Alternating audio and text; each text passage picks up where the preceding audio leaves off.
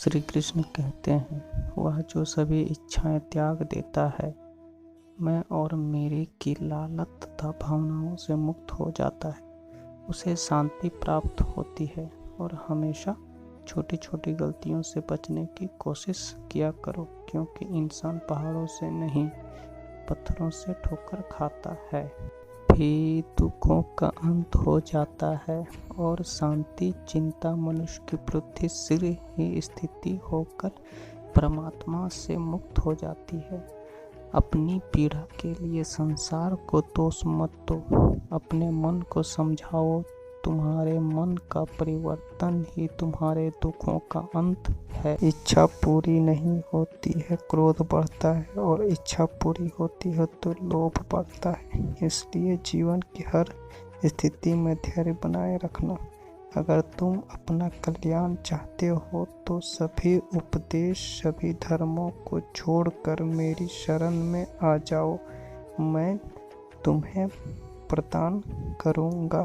जो हुआ अच्छा हुआ, जो होगा अच्छा होगा। स्वयं को मुझ पर छोड़ दो, अपने कर्म पर ध्यान दो। कर्म ऐसा जो स्वार्थ रहित हो, पाप रहित हो। कृष्ण ने दुष्टों को भी अपनी गलती सुधारने का मौका दिया है, क्योंकि वो किसी मनुष्य को नहीं, उसके अंदर के बुराई को मारना चाहते। संदेह की स्वाही से संबंध के दृष्टि पर कभी शुभ अंकित नहीं होता है।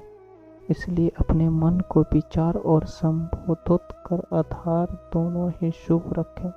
मोहग्रस्त होकर अपने कर्तव्य पथ से हट जाना मूर्खता है, क्योंकि इंसान जो है तुम्हें स्वर्ग की प्राप्ति होगी और ना ही तुम्हारी कीर्ति बढ़ेगी।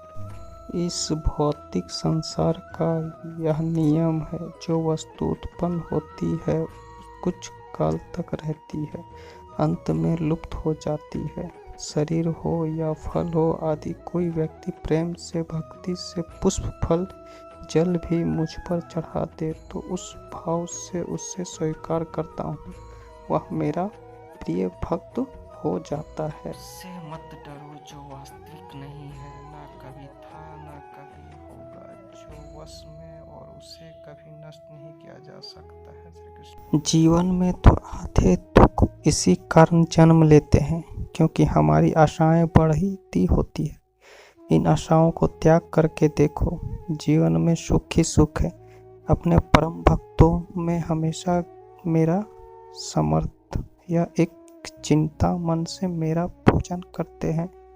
मैं व्यक्तिगत रूप से उसके कल्याण का उत्तरदायक लेता हूँ।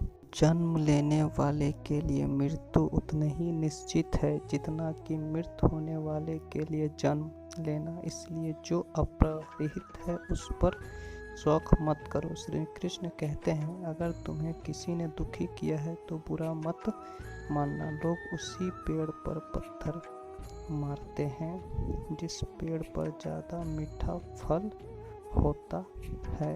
अंत काल में जो मनुष्य मेरा शरण करते हुए देह त्याग करता है, वह मेरे शरण में आता है। इसलिए मनुष्य को चाहिए कि अंत काल में मेरा चिंता करे।